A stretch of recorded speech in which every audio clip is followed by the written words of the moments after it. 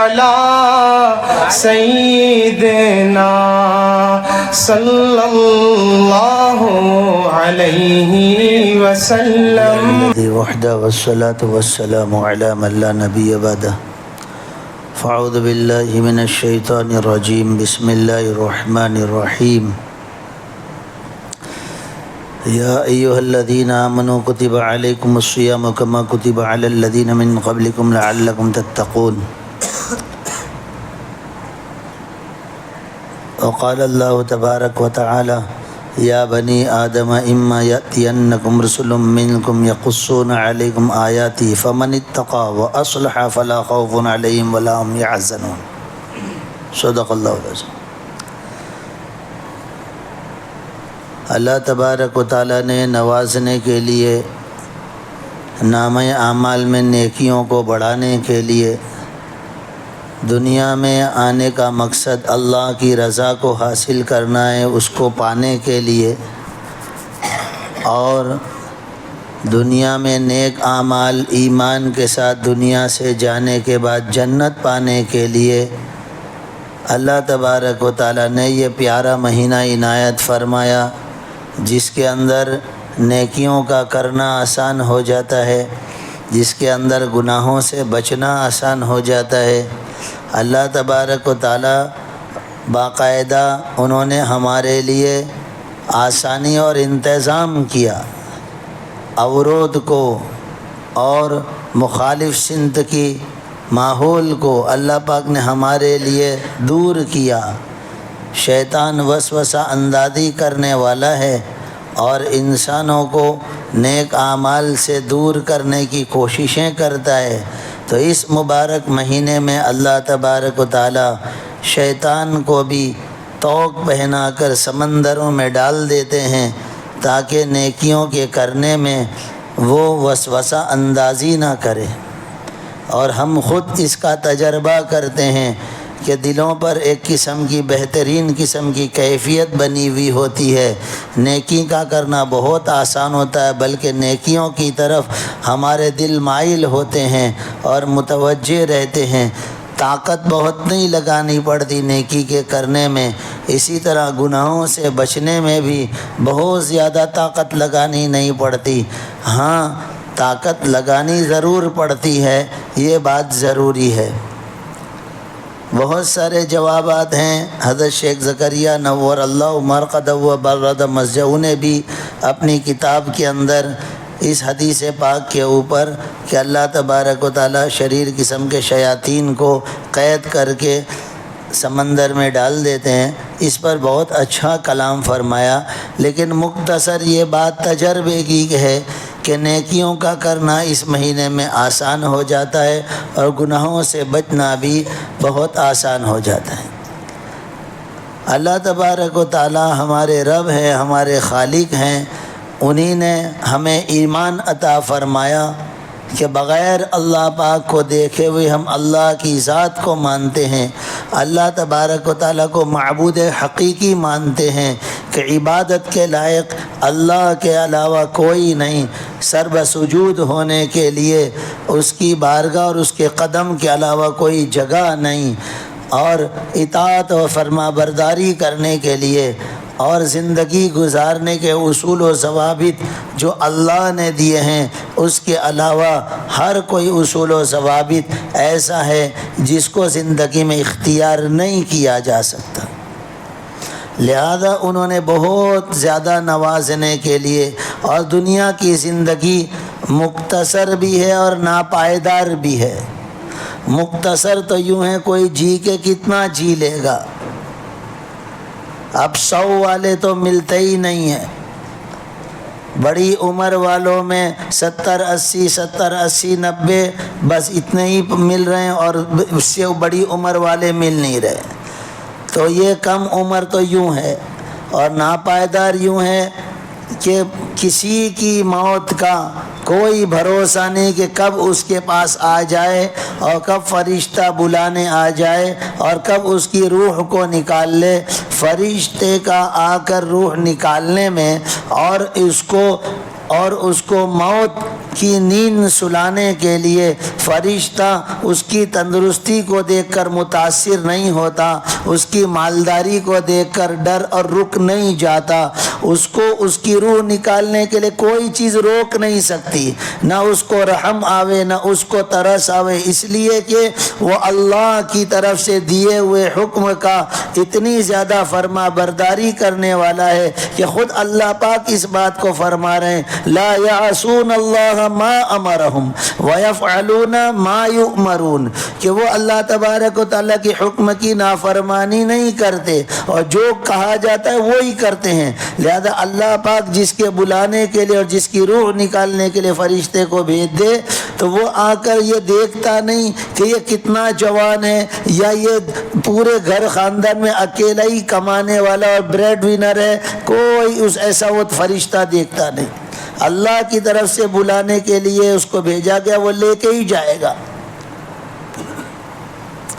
لہذا یہ دنیا کی زندگی مختصر بھی ہے اور ناپائیدار بھی ہے، اور یہ مختصر اور ناپائیدار زندگیوں میں کیا کرنا ہے تو وہ اللہ نے رسول اللہ صلی اللہ علیہ وسلم کے ذریعے سے سمجھایا ہے کہ تم کو صبح شام رات دن تجارت کھانا پینا سونا جاگنا خوشی غمی شادی بیاہ موت میت وہ اس طرح کرنے ہیں جیسا ہمارا نبی بتاتا ہے، اور چونکہ تم اپنے نبی کے ساتھ محبت کا دم بھرتے ہو جو ایمان کا حصہ ہے اور خاصہ ہے کہ میں اپنے نبی سے محبت کرتا ہوں اور میں اپنے نبی کے طریقے سے محبت کرتا ہوں اور اپنے نبی کو سب تمام خلائق تمام نبی اور رسول سے اونچا اور اعلیٰ و عرفہ سمجھتا ہوں اور آپ کے طریقے کو بھی سب سے زیادہ بلند و بالا سمجھتا ہوں۔ لہذا اللہ رب العزت نے یہ ماہ مبارک جو عنایت فرمایا ہے جس میں اللہ تبارک و تعالیٰ نے روزوں کو فرض قرار دیا ہے، اور اللہ پاک فرما رہے ہیں کہ صرف آپ پر نہیں آپ سے پہلے لوگوں پر بھی ہم نے روزے فرض کیے تھے۔ یہ روزے والی عبادت اللہ رب العزت نے پچھلے نبیوں کو اور پچھلے نبیوں کے ماننے والوں کو بھی عطا فرمائی۔ نماز اور روزہ یہ دونوں عبادت، اور دیگر ادیان میں بھی اگر دیکھیں گے تو وہاں پر بھی بھوک اور پیاس سے مجاہدہ کرنے کے واقعات اور ان کے اس طرح بڑے لوگوں کا ایسا کرنا کہ کھانے پینے سے یا دنیا کی لذات سے رکنا، یہ دیگر ادیان میں اور مذہب میں بھی پایا جاتا ہے۔ مختصر اللہ تبارک و تعالیٰ نے ایک مہینے کے روزے فرض قرار دیے ہیں۔ اسلامی مہینہ 29 دن کا بھی ہوتا ہے اور 30 دن کا بھی ہوتا ہے، لہذا کریم رب نے ایک مہینے کے روزے فرض دیے ہیں اور اس کے اندر نیک اعمال کے کرنے کو، اس میں خاص کر کے تراویح کو اللہ تبارک و تعالیٰ نے اور نبی کریم صلی اللہ علیہ وسلم کی احادیث مبارکہ کے خلاصے میں کہ روزہ اور تراویح یہ رمضان کے خاص اعمال ہیں، اور ان خاص اعمال کی پابندی پر اللہ تبارک و تعالیٰ مغفرتیں فرمائیں گے۔ اور دیکھو یاد رکھنا مغفرت بہت بڑی چیز ہے،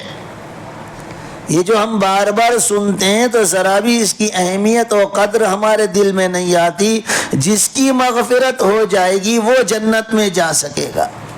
اللہ پاک جس کو معاف کر دیں گے، جا تیرے قصوروں کو معاف کر دیا، جا تیرے کبیرہ بھی معاف کیے، تیرے صغیرہ بھی معاف کیے، تو نے جان کر کے کیے تھے وہ بھی میں نے معاف کر دیے، جو تجھ سے انجانے میں ہو گئے وہ بھی معاف کر دیے۔ تو جس کو اللہ معاف کر دیں گے وہ جنت میں جا سکے گا۔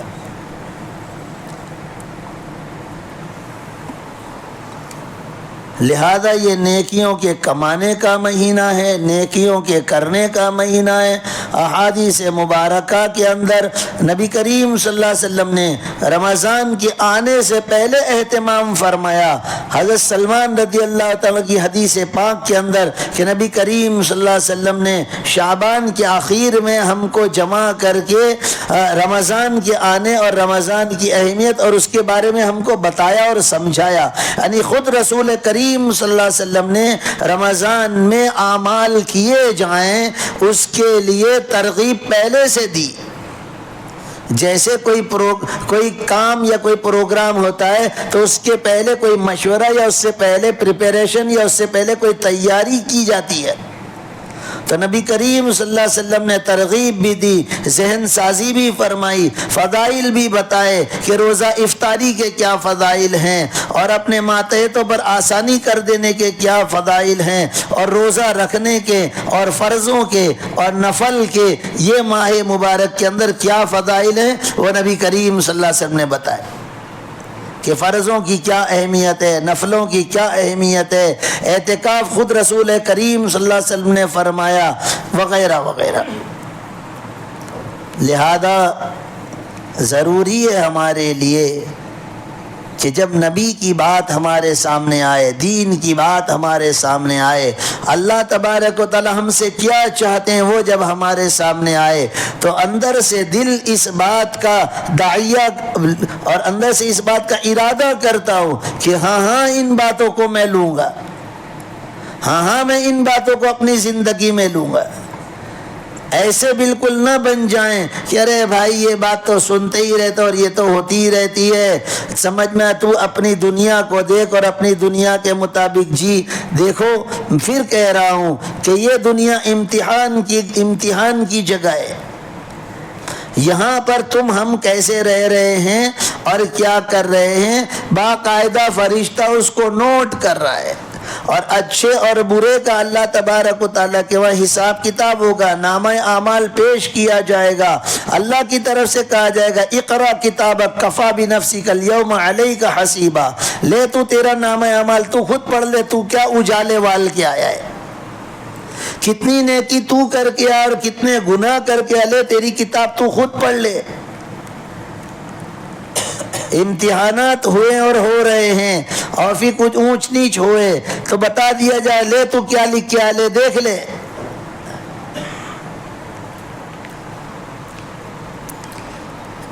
لہذا جن باتوں کی طرف متوجہ کیا جائے، جن باتوں کی طرف بلایا جائے، تو ایمان والے کے ایمان کا تقاضا اور اللہ اور اس کے رسول کی محبت اور عظمت اور قدر کا تقاضا یہ ہے کہ ان باتوں کو لیا جائے اور ان باتوں پر عمل کیا جائے اور انہی احکام کے مطابق اپنی زندگیوں کو بنایا جائے.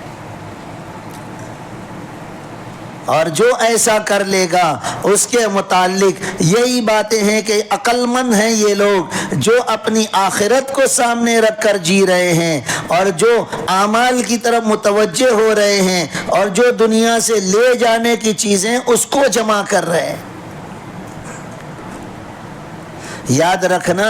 صرف اولاد کو پال لینے کے لیے اور اولاد کے لیے مکان بنا کر چلے جانے کے لیے اور اولاد کے لیے کاروبار کی لائن کر کے جانے کے لیے اور دو پیسہ ان کے لیے جمع کر کے جانے کے لیے تجھے مجھے اللہ نے یہ دنیا میں انسان بھی اس مقصد کے لیے نہیں بنایا،